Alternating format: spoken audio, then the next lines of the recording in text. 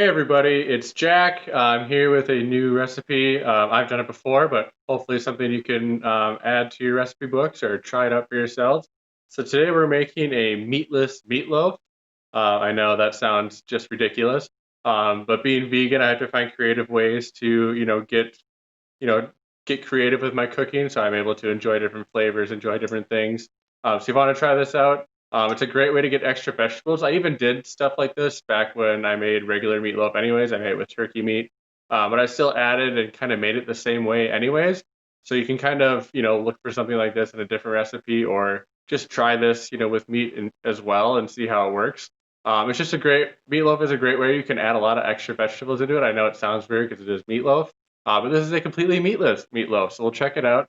So first thing you want to do is I have my oven set to 375. That's where we're going to bake it at. So in this bowl here is where I have a lot of the stuff. So this is basically, I have a lot of vegetables right here. So I have a whole onion chopped up. So I just put it in my food processor, chop it up, and then this whole bit is mushrooms and carrots. So I think I don't usually measure stuff out when I cook.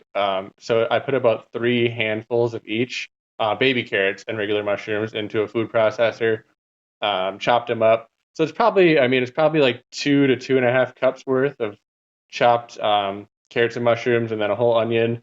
Um, about a cup and a half of breadcrumbs, but for my breadcrumbs, I just always use oatmeal because it's way healthier than normal breadcrumbs, and it does pretty much the same job. So that's a way to get some extra vitamins, nutrients, fiber into there. I just kind of pulse my oatmeal or my oats with with my food processor until it gets a little chopped up. So it kind of mimics breadcrumbs.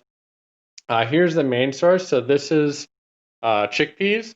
I have five, or not five, 3 cans of chickpeas in here in my food processor. I didn't want to add it because then I couldn't see anything. But obviously that's going to add into my bowl next to me as well. So there's 3 cups in here, or 3 cans. Sorry, I keep messing up. 3 cans in here, chopped up. You don't want to, if you're going to use a food processor with these, don't do it too much. You want it to still have, you can see there's still even some whole beans in there. You don't want it to be mushy. You just want it to be blended up, smushed up. You can do it by hand as well. Some other ingredients I'm going to be adding about 3 tablespoons each of flaxseed, ground flaxseed, and nutritional yeast. So if you don't know what nutritional yeast is, it's kind of a staple in vegan cooking. It kind of gives it a cheesy flavor. So maybe you can substitute regular cheese or something of that nature, but that's what this is. And this is sort of a little wet ingredient, so it's maybe about a half cup of ketchup, and then about 3 tablespoons of soy sauce, some garlic powder, and some liquid smoke to help give it more of that meaty flavor since we don't have actually meat in here. So those are all going to go in there as well. I'm just going to mix it all up like you normally would with meatloaf. And then a tip I always like to do is I make my meatloaf in muffin pans because then I can already pre-portion it out. Even back when I was using regular meat, I put them in here just because you can pre-portion what you need out. So I'm cooking this for the whole for our dinners for both my wife and I all week. So I'm going to make 10 of them because we have 5 dinners Monday through Friday. One of us is each going to eat one. It's a great way to just portion it out ahead of time so you don't eat too much because now we have 10. If we happen to have an extra one, then we don't have dinner another night. So that's kind of how I look at it when I do it. If you are using meat, typically the fat will run out. So if you're going to use this method with regular meat, I would put another pan underneath it to catch some of the fat that's going to run off. So that would just be my my advice if you're going to use regular meat. You don't have to do that with the meatless one because there's not going to be any fat coming out of it. So basically, I'm going to pause this for a sec. I'll mix this all up.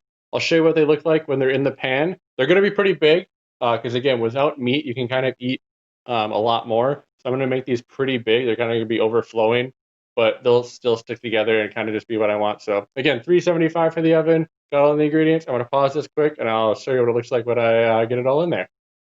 All right, you can see what they're starting to look like. I didn't want to leave my video paused too long because I didn't know if it turns off at any point, so I wanted to make sure I could finish the video. You can see how big they are. They kind of go pretty far above what we're looking at. They're big. They're probably about the size of like a baseball, maybe even a tad bigger. So yeah, I'm gonna make 6 more of those. I should still have enough. If not, I kind of try to just take from other ones and make my last one if needed. But that's what we're looking like.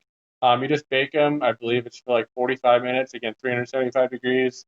just keep checking on them. They should just harden up and stick together. They already stick together pretty well. So yeah, give it a try. Let us know what you think, and thanks for tuning in.